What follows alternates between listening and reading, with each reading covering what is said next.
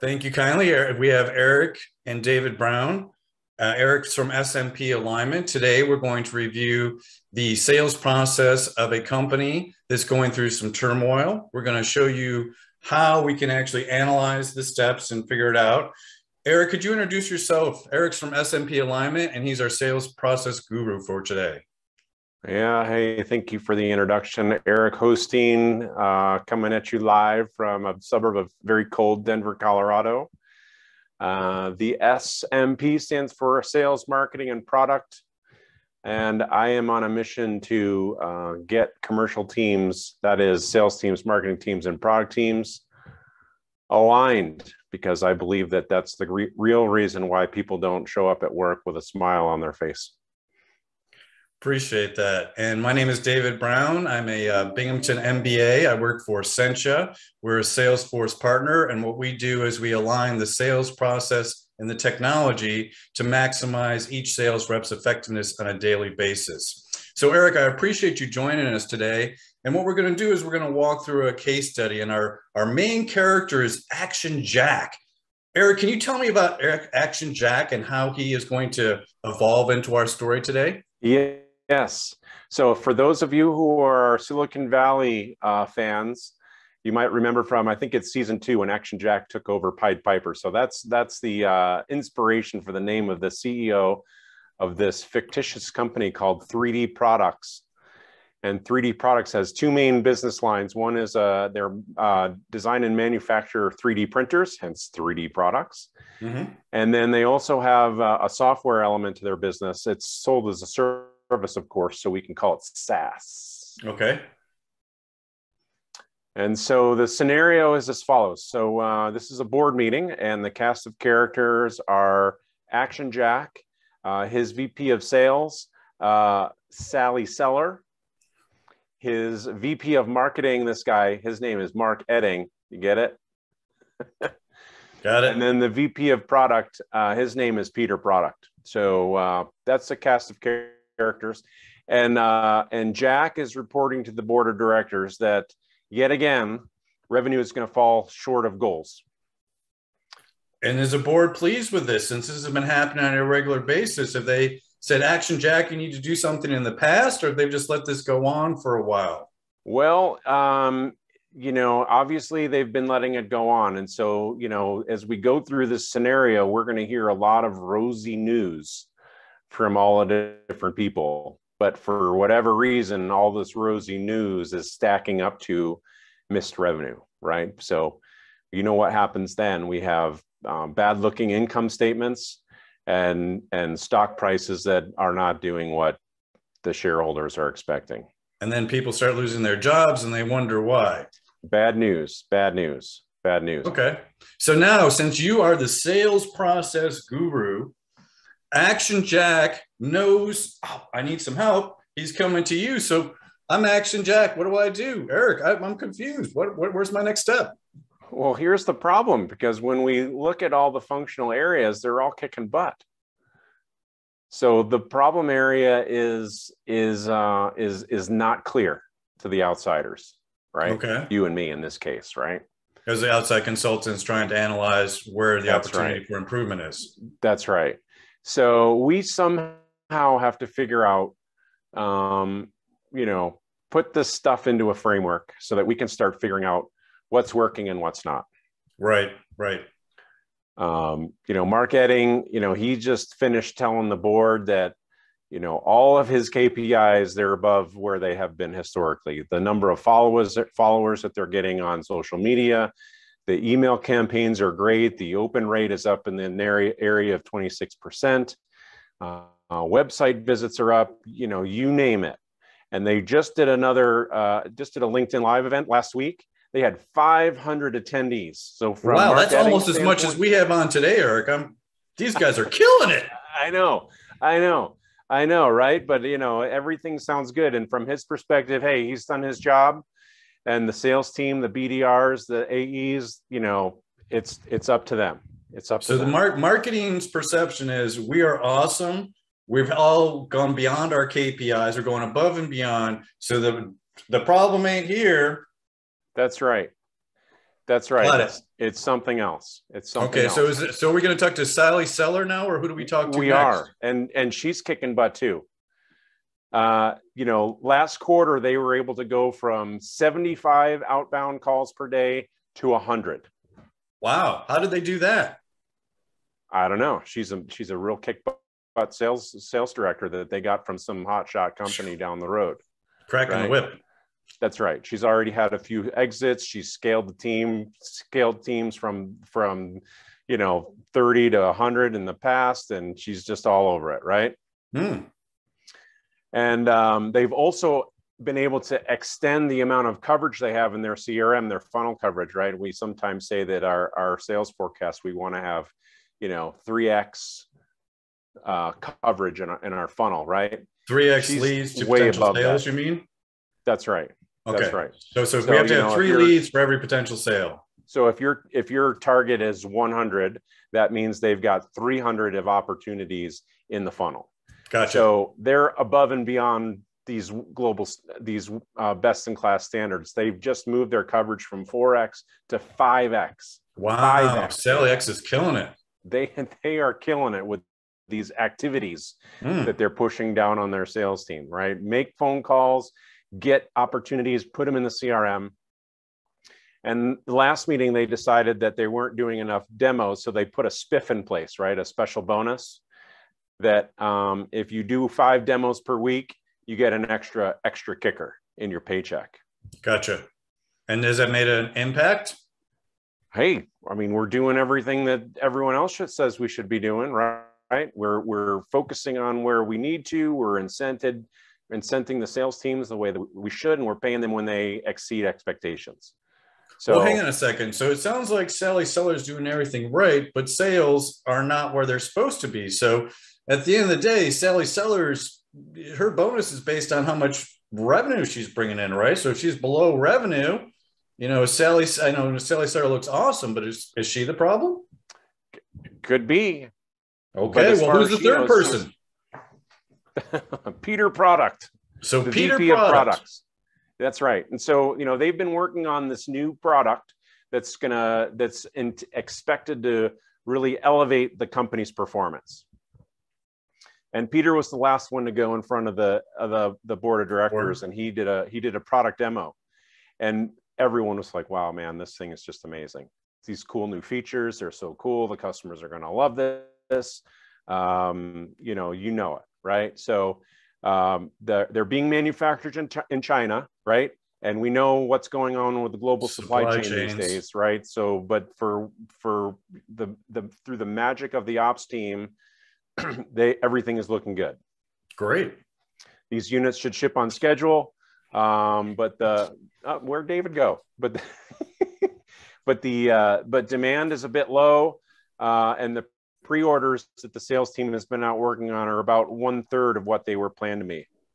1/3. That's not good. No, but overall though, everyone's feeling really good about what's happening. The feedback. This is a killer product. They've done all kinds of background research. They met with the customers. They had the sales guys and gals meet with potential clients. So everybody said this is the best thing since sliced bread, but it's plastic. That's right. So, Action Jack sort of wraps this meeting with, he's pleased with the activity, and he's just believing that it's a matter of time before the actual sales get up to goal. So in other words, his perception to the board is the sales process is working. We're doing everything right. It's going to start hitting, but it hasn't. Right. I mean, but okay. we have lots of data, right? Lots of activity, lots of processes in place. The KPIs are, we're performing. Except for sales where it really counts. Right. So let me ask you a question. When you're talking to a company, and I know you do sales process for a living, do you start with the end game, or do you start at the beginning where I have a product? So what I mean is, when you're analyzing, you say, well, do we start with the revenue and work back? Which way do you traditionally look at this from a managed consulting perspective? So there are viewers, if they're looking at their own sales process, do I start at the end or do I start to the beginning? Yeah. So I have 2 different frameworks and models that I bring in. Okay. And neither of them they're powerful on their own, but until they're combined, they're not as effective as they could be. So Gotcha. where do you want to start, David? Gee whiz. I tell you what, I think I'm kind of like, if I'm the consultant looking in, I want to start at the end game. Your revenue goals were $100 million or whatever it is. I don't know what 3D printing's goals were, but you're short 10%. So to me, it's almost like, is it we're creating unrealistic goals for you guys? Yeah. Are we targeting the wrong market? Is the process wrong? Is it the product? Is it the messaging? Yeah. Is it my sales training? Maybe I'm not training my guys properly, or obviously I'm going to be about the tech.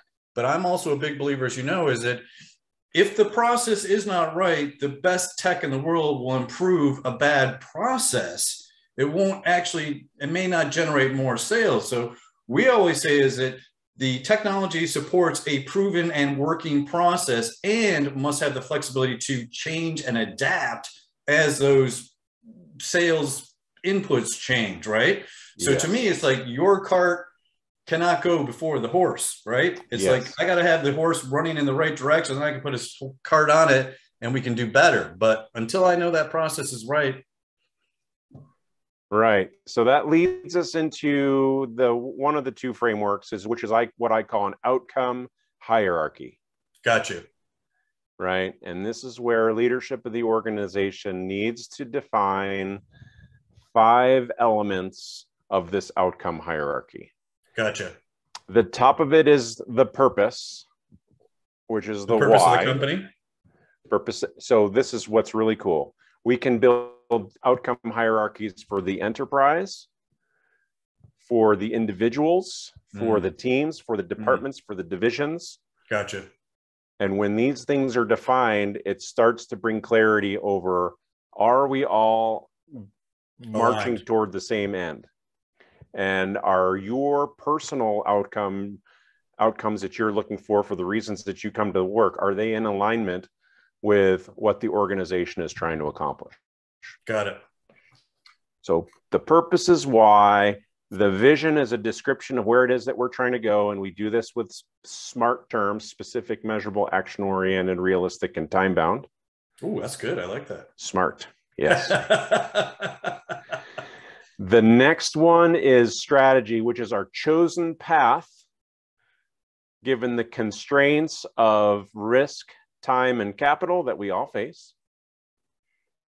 to achieve the vision. And then the tactical action plan: who's going to do what by when with what resources. So in this case, it's Mark, Sally, and Peter, roughly speaking. And then finally, it's the scoreboard and dashboard, the metrics that we're using to determine whether or not all this stuff is working. So what we don't have in this scenario is a clear view of where are we trying to go. So clearly 90% is short of the goal, but we don't know if that sales goal is smart at all. I mean, it's specific, but we don't know if it's realistic, for example. And when we go through that sort of discussion in my case, with a client, we can sort of figure out, well, all right, so we're 90% a target. I mean, there's ways to interpret that, right? You know, what did your mom used to tell you? If you shoot for the moon, you'll end up amongst the stars. Yeah, well, that's a shotgun sales. It's very possible that this sales target is unrealistic given all the conditions, but we don't have enough information here. And when go ahead, pardon. When I'm working with a client, we're going to evaluate this. Hey, where'd the sales target come up from? Is it, how did you build up to it? Stretch goals are good. Strain goals are bad. There's a big difference there, right? There's a big difference. That's a big Let me difference. ask you. Remember that we want our employees showing up to work with a smile on their face for the most part. Yeah. So here's an interesting one. I ran a sales poll about 3 weeks ago, and what I said is, should your goal as the manager of your sales unit be 100% employment, i.e., if everybody does their jobs and hits their quota, they keep their jobs, or should it be like 50% attrition or 75%? And I was shocked at how many people said that they would lop off half the sales force every year. And to me, to your point, is if you are doing the right measurements of the market, that this is a realistic number, then I should be looking for full employment, because then if you're scared every day that you're going to lose half the people on your left are going to lose your job, you know, it's hard to do the right things in the right process because you're always like trying to hit that whale to keep your job. How do you feel like that? Are you believe that it should be 100% employment if they do the right things, or is that attrition a good part of that sales process? You know, I've seen situations where if you were to add up the quotas of all the frontline salespeople, it would be some stupid multiple of what the sales target is for the entire company. Really? Yeah. So unrealistic expectations. Well, yes, right. And so I'm not here to support or condemn one way or another. What's important is that it's been thought through and it's been communicated. And when most people, when they see that their goal is, you know, from the periodic table of elements, unobtainium. I've heard that one before. Right. It's demotivating. It is. I agree. It's demotivating. And, you know, we just have to apply some empathy, right? When I'm demotivated, I don't give my best at work. EQ. So, you know, the whipping shall continue until morale improves. Yeah. So we don't need Sally Sellers cracking the whip so much. So she's already doing that. They're doing more outbound calls. They're doing more demos with a spliff that you talked about. So do we want to look at the three verticals? Is that what you look at? Do you look at the sales vertical as one part of the process? And then do you look at marketing as another process and the product? Or how do you look at that on a high level so, again, our viewers can walk away? Right. So, you know, if we have Peter and his team and Sally and her team and Mark and his team build out their own outcome hierarchies, we're going to be able to know. Whoa, hey, new term, outcome hierarchy. You talked us a little bit, but tell us what that is. Is that number 5? Purpose, vision, strategy, tactics, and measurements. Gotcha. Right. So we have that defined for all these people. Most intelligent people will be able to look at that and say, well, wait a minute, this is in conflict with one another. Right. Mark might be just focused primarily on developing leads with no measurement around the quality of those leads, which ideally is measured on how well they close, how they convert. Right. Well, that comes back to the 3X, right? So that's part of your analytics and your measurements. Is it really 3X? Every company is going to be a little bit different. It's also going to be the sales cycle in the quarter. You know, the Christmas sales cycle is going to be different for most companies in the June, July, summertime, right? That's right. So if we've got cyclicality in our business, we need to be aware of that because it's going to drive what the measurement system looks like, what the goals look like from a measurement standpoint. And you're right. We gotta look at this. My mom told me a lot of great things. She said, you know, you're unique just like everyone else.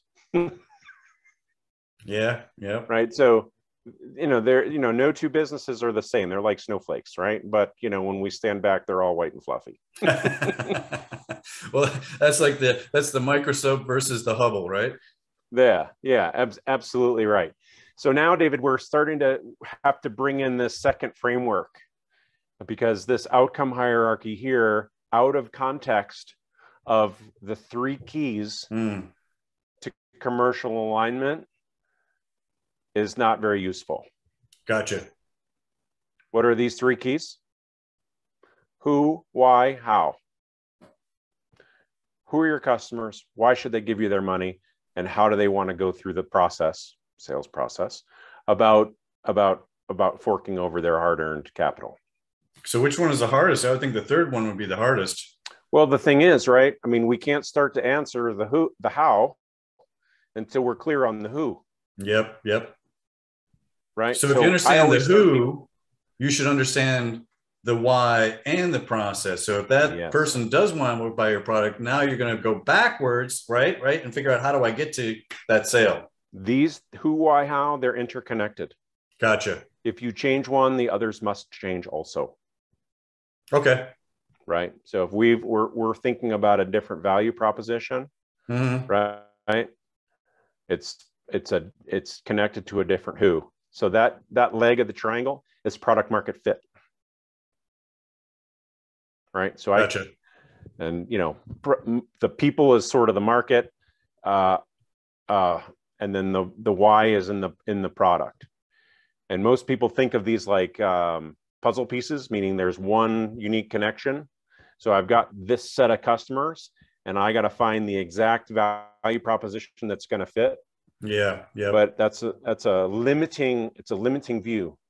We can imagine, rather than puzzle pieces, we've got Legos. So we can change around our people mix and change around our product mix to get a good connection. Gotcha. Okay.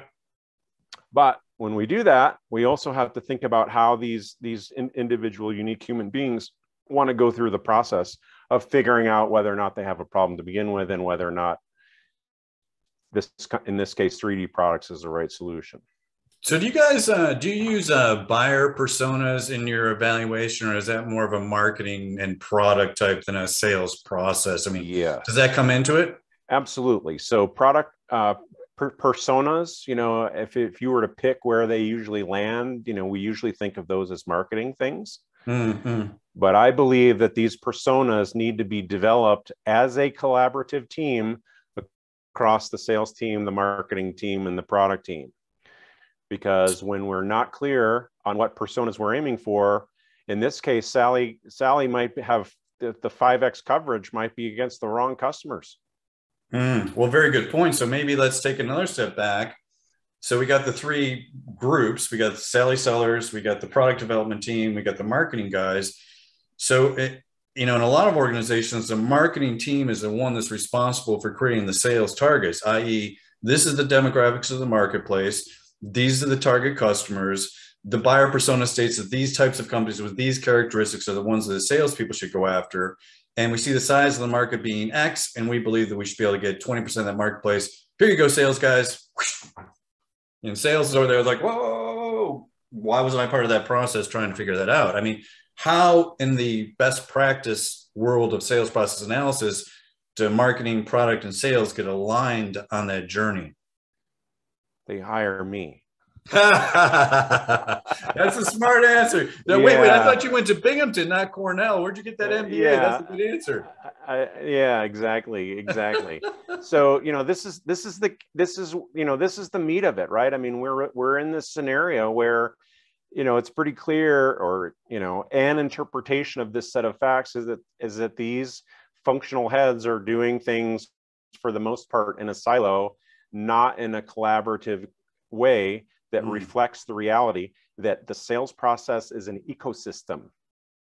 Yep. These things are interconnected, and when you change one thing, the other things get impacted. Agreed. Yep. Right. So, if we, what kind of fish is in your background there? This is a lake trout. So if we remove the lake trout from the ecosystem, what happens to the lake? Well, the little fish get a lot bigger faster. There you go. And then you're going to go,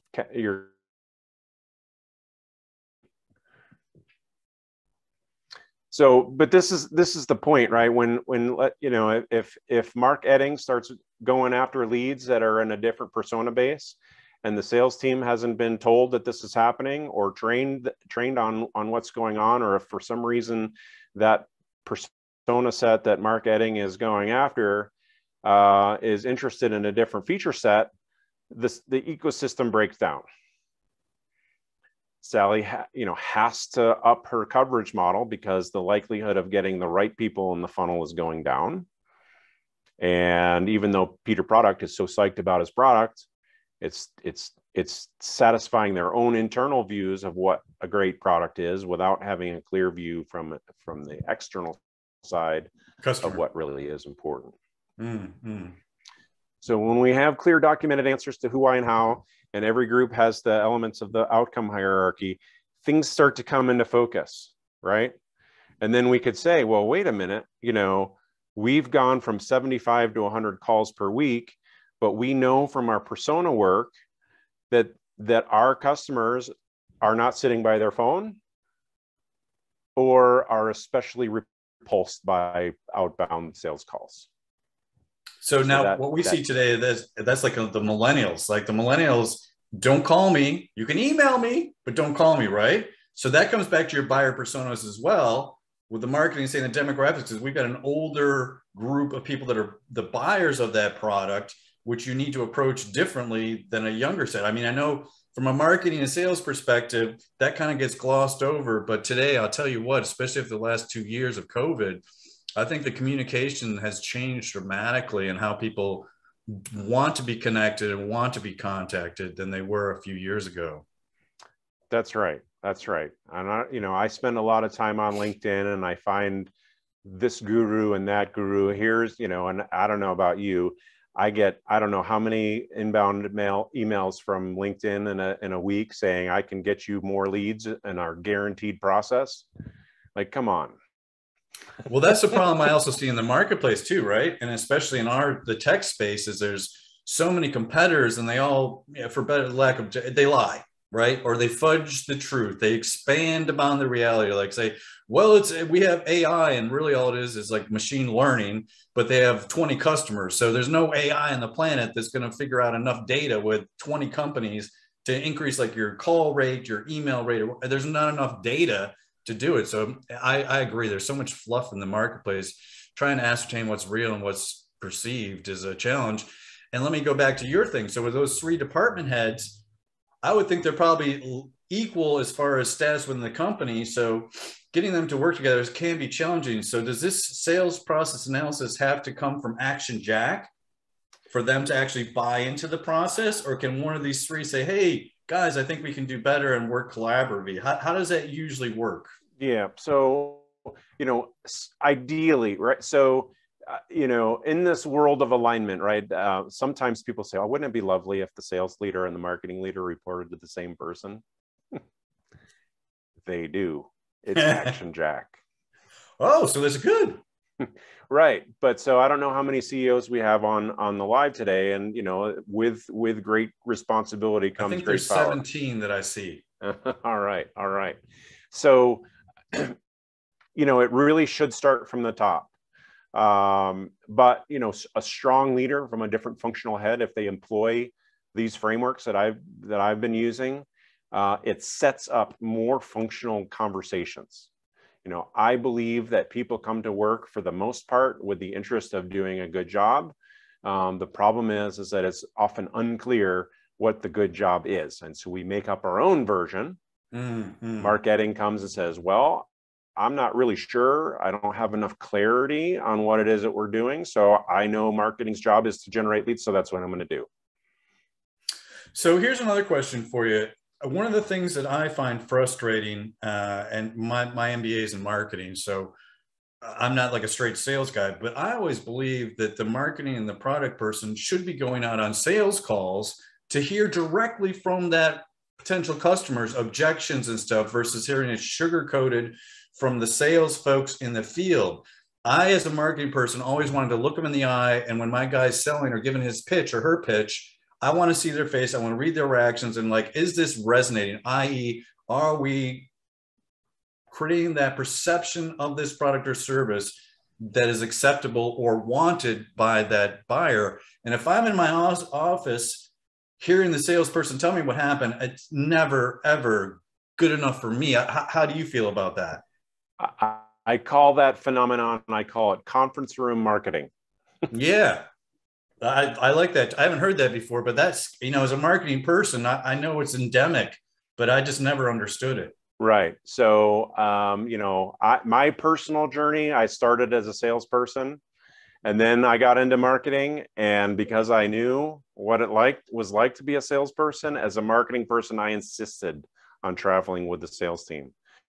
But, there are some cultural tics that many salespeople have. Right. This often, I don't mean to stereotype, there's often this sort of strong independent streak. The lone warrior out there closing deals. I don't need people from inside, especially the marketing people, to help me. Yep. Well, that's part of developing your relationships, right? That is right. Right. And when we go back to the outcome hierarchy, right, if things are tied together in a sufficient way, I like to use this metaphor. Have you been to, a summer barbecue or summer picnic, and it's, you do the 3-legged sack race? Yeah. Yeah, and somehow you get tied up with your mother-in-law, and you're like, oh man, you don't have to like her, but if you don't cooperate, you're not going to cross the finish line. Yeah, you know, and that's easy to say, but we know in the real world, it's a real problem. You know, it's so let's go back here, and I apologize. I've kind of digressed on you, and we'll talk about how we evaluate the sales tech to support the sales process in a bit. But let's go back to where we're at. So we know there's some challenges in each of the departments. They aren't communicating together the way that we think they should. Product has gone out there and they've developed a product, but it doesn't seem like it's actually resonating in the marketplace. Sellers are saying, we're doing more outbound stuff, more phone calls, more demos than ever before. It's product's fault. And product says, well, wait, you told us to create this product and we did. And now you're selling 2/3 less. And then marketing is like, well, hang on a second. We properly put this in the marketplace and our customers say they want it. So sales, you're screwing up, and product, yes. So Action Jack must be like, you know, he's probably like me, lost all his hair trying to figure out what to do. He is, right? So we call that the 3D product salute. It's their fault. It's everybody else's fault. That's right. That's right. So here again, right, when we have clarity on who, why, and how, right, at least from a hypothesis standpoint, and we have an outcome hierarchy that ties all the folks together, we can now, using sort of Six Sigma, DMAIC, you know, plan, do, check, act, the fighter pilots like to call it the OODA loop. You know, we look at this stuff on a regular cadence, and we start to know when we're starting to drift off track. Oh my God, that sounds like a lot. This is where tech can really help. I was going to say, that sounds exactly right. Right. So but, the reminders, you know, and the call cycle, and making sure that the Action Jack created the correct, or Sally Sellers created the right sales process, and then tech can actually support it to show that that salesperson is doing the right steps at the right time with the right flow of information. And then they can see if that's going right. So the problem might not be in the sales process. It could be in the leads. Maybe the leads aren't the correct leads, or maybe it comes back to that product might not be the actual fit we're looking for. So that comes back to that loop, right? That's right. That you were talking about. That's right. You know, and I know from, you know, from your perspective, stories you've shared with me, you know, the landscape of technology solutions out there is overwhelming. It's crazy. Right? And every single one knocks on your front door or calls you or sends you the LinkedIn, like, hey, we'll fix your stuff. Yeah. Well, that's where the overpromising and underdeveloping, right? It's yes. Like lots of times what you see is they'll sell the technology before understanding the problem. That's right. Right. And it's like, if you've got great technology, usually I can change it to support a good sales process. But again, you know, if it's crap sales process, all it does is make you do crappier stuff faster. Yeah. I think it's Deming, the famous sort of management consultant, and I'm going to bastardize this badly, but he said the worst thing to do is to do something efficiently that shouldn't be done at all. Yeah, that's so true. But we see that happening a lot. And so that's, again, where I think the techs can support those people, because it's like, you've got to do 100 outbound calls per day. Well, if you look at that and your CRM is tracking those 100 calls, what is the outcomes, right? So a lot of people do not want to be called twice a week. If you call me once a quarter, that's fine. You call me more, I'm going to look for somebody else that's going to call me less, right? And so that's where this process and the system supports how often that contact's appropriate. And is it an email? Is it a phone call? Is it, you know, old school, even a letter? Some folks actually like to get letters. Letters, right? Yeah, I know, it's crazy. I was at a client meeting this morning, and I did something bizarre. I sat in the same room with people, and we didn't have masks on. It was mind-blowing. Wow. Were you getting like a little shaky and a little nervous? I'd be worried. I'm like, right. Omicron floating in the air or something. Right. But, you know, but these, you know, are, you know, that's an example of some personas and how they want to interact with me from a business standpoint that impacts my activities in the way I deliver my service. Right. And absent my knowledge of who, why, and how, without doing regular check-ins on what's happening in the external environment that impacts these things, I may have insisted on doing a Zoom call with these folks or something, right? This is hypothetical, but it proves the point that when we're aware of the who, why, and how, and the outcome hierarchy, we can adjust our activities accordingly. And then we can pick a tech stack or tech piece of the stack that's going to support that. Versus, Sally in this case might be getting a lot of flack from her sales team. Oh my goodness, I've got to make how many calls in a day? Oh, it's okay. We are partnering with the IT department and we've got you this new auto dialer software or whatever. Right? Yeah, well, that's a big jump though, too. I mean, as a salesperson, 75 calls a day seems like a lot because I don't have to do cold calling, but jumping it up 25% to 100, I mean, Sally Sellers would not be part of my favorite person list after that. And then they want me to do 5 demos in a week. I don't have 5 customers that I could line up in a month. I mean, I can see the pushback on that stuff. So Sally Sellers is just like cracking the whip, you guys just call harder, make more phone calls. And marketing is like, well, we've given them the right lead. So all you got to do is make those additional phone calls and it'll just happen. And products like, well, we gave you the best product out there. Never mind that it's too thin, doesn't work, and it doesn't solve the customer problems. So it seems like my concern in this is if I'm Action Jack, I can see this snowballing, and in 3 to 6 months, we're like down to 50% sales because it doesn't sound like we're aligned. So let's take it back one step. And can we evaluate Sally Sellers? We talked about those 3 divisions. When we look at Sally Sellers, what can she improve from what our case study knowledge is? Yeah.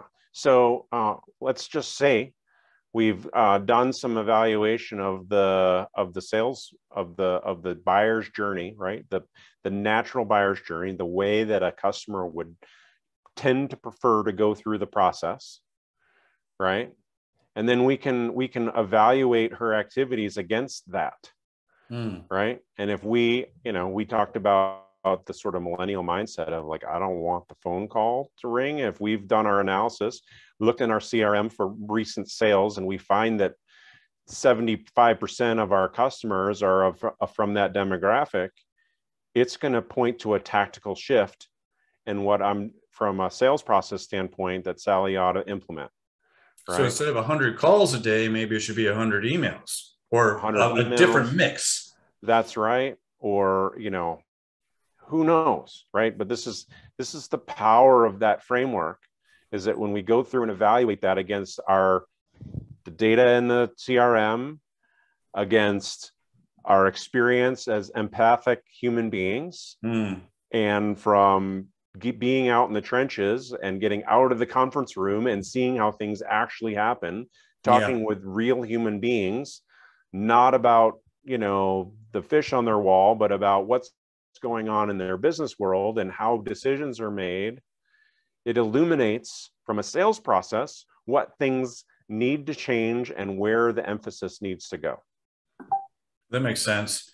So how does, when you're going through that process, how do you kick off that question? Because salespeople they're a different breed. There's no 2 ways to put it. I mean, they have the hardest job in my mind. They're fired the fastest. The turnover is the fastest. You get 2 or 3 years as a salesperson in one organization, you're kicking butt. I mean, they got some of the toughest jobs on the planet.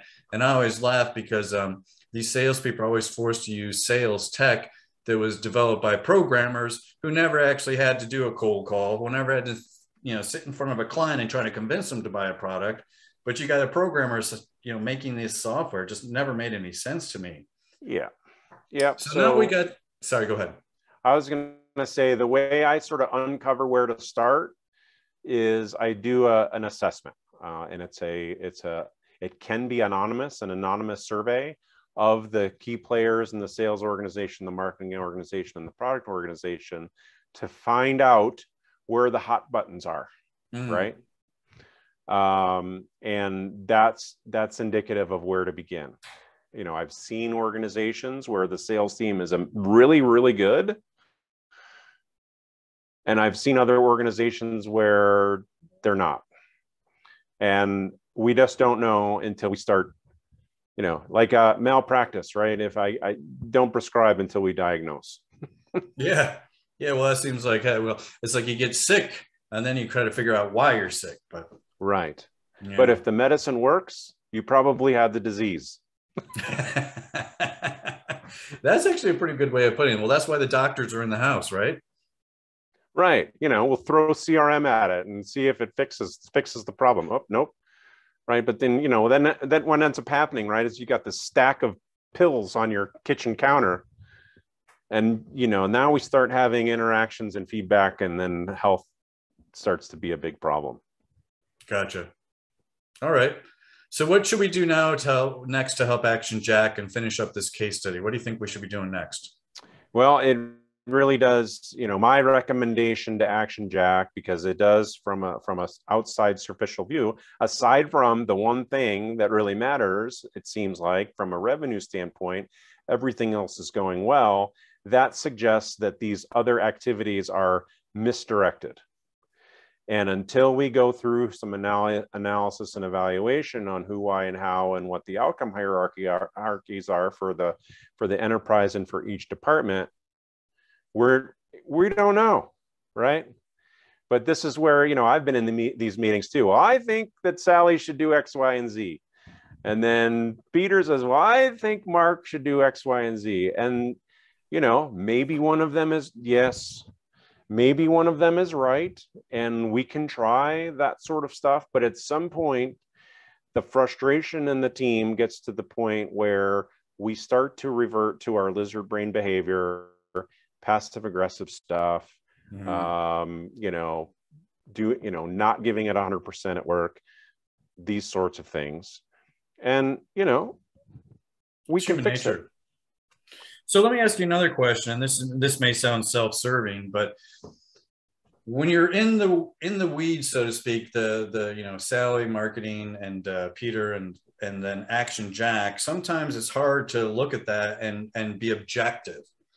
So, I mean, the easy answer is you need to have somebody from the outside in to get an unbiased perspective of, this is what they're saying, this is what they're doing, and it's not working because this, or it is working. I mean, is it best to have Action Jack bring in somebody like you to evaluate it, or is Action Jack far enough away, the CEO, to review that and do the process? Because my challenge is I'm a big believer in outside consulting, but you don't always have the money for it, and you also don't always know whether or not it's a big enough problem. For this company, maybe 10% off sales is not that big a deal. To me, 10% sounds like a pretty big deal, but if they're doing that overarching goal versus a realistic goal, then maybe 10% really isn't that big of a deal. Correct. We just don't know. When I think about my own sort of personal journey, right? I mean, I by definition, we can't see blind spots. Right. Yeah. So, our cars nowadays have little sensors that tell us there's a car in the blind spot. Yeah, left or right. Yep. But for the most part, right, I mean, I see it with clients all the time. We get our nose right up against the painting because we're looking so closely at it, and we can't see what's going on. Yeah. Or the other thing is, right, when you can't see the label when you're inside the jar. Gotcha. So I'm a big fan of outside eyes also. Also what happens is when the internal players have a big stake in the outcome, it starts to bias and influence their behaviors and their viewpoints. And that's where the outside in perspective creates a bit of clarity for the executive that has to make the tough decisions. Right. Yeah. But when Action Jack and his team have a good, clean outcome hierarchy, and these metrics that we decided on are a component of their variable comp plan, we're back to the three-legged race with our mother-in-law. We don't have to like one another. We just have to cooperate. And that's when the process is aligned with the goals. That's right. So, Erik, I appreciate your time today. As always, it's been a fascinating conversation. If folks want to contact you for sales process assessment analysis work in the future, would it be Erik at SMP Alignment, or how may they contact you? That's right. So if you spell my name correctly, Google will do the rest. I'm very findable. Okay. And if somebody's sales process is working great, but they need to improve the technology, i.e. make it faster, easier, less alt tabbing, more conducive to a target assessment, reminders to tell you who to do, then they should contact us at Sentia, a Salesforce partner that makes CRMs awesome, not just out of the box work. Nice. All right. And also, if they want to talk to you about your framework of how to evaluate the sales process, they can just drop you an email and say, you know, this is where 1, 2, 3 at a high level we can do. Why don't you apply this? If you have some challenges, come back and talk to Erik in the future. Same thing with the technical stuff. You can overlay some of the stuff that we've talked about, making sure that that process is working and looking for repetitive actions that technology can remove, or we like to put in reminders, resell opportunities, upsell opportunities.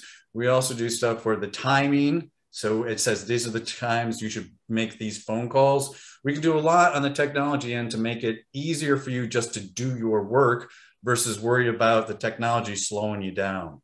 Because at the end of the day, sales is about communication. So you shouldn't have to be worried about alt click. It's like making the phone calls, writing the emails, communicating in a manner that that product is actually resonating properly with the marketplace, which is what we've just spent the past 45 minutes talking about, right? Yes, sir. All right. Anything else from you, Erik? I wish you and everyone on this call a good day. All right. Thank you kindly, Erik. We appreciate everybody tuning in. You can contact me at david.brown@sentia email, or you can contact Erik at SMP Alignment. We appreciate everybody's time. Thank you kindly. Send us an email, give us a phone call. But again, thank you for your time and have a great day. Bye now.